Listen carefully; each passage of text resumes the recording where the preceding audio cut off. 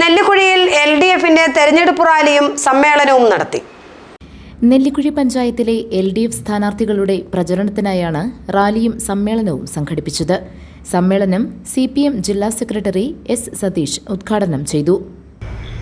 ഇടതുപക്ഷം ഈ തെരഞ്ഞെടുപ്പിൽ 3 കാര്യങ്ങളാണ് പ്രധാനമായും മുന്നോട്ട് വയ്ക്കുന്നത്.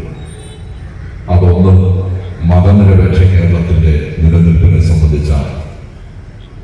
2 BJP സർക്കാർ രാജ്യത്ത് നടപ്പാക്കുന്ന കോർപ്പറേറ്റ് നയങ്ങൾ തൊഴിലാളികളുടെ ജീവിതത്തെ തകർക്കുന്ന അപകടകരമായ സമീപനത്തിനെതിരെയുള്ള രാഷ്ട്രീയ പ്രതിരോധമായി ഈ തെരഞ്ഞെടുപ്പ് മാറണം എന്നാണ്.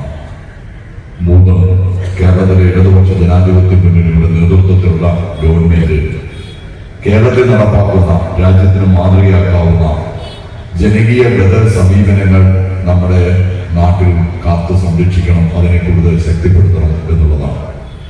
ഈ 3 പ്രധാനപ്പെട്ട കാര്യങ്ങൾ രാഷ്ട്രീയത്തിന്റെ ഏറ്റവും വലിയ സംവാദങ്ങൾ നടക്കുന്ന തെരഞ്ഞെടുപ്പ് വേളയിൽ ഇടതുപക്ഷ ജനാധിപത്യ മുന്നണി ഈ നാട്ടിലെ ജനങ്ങളുടെ മുമ്പാകെ അവതരിപ്പിക്കുന്നു.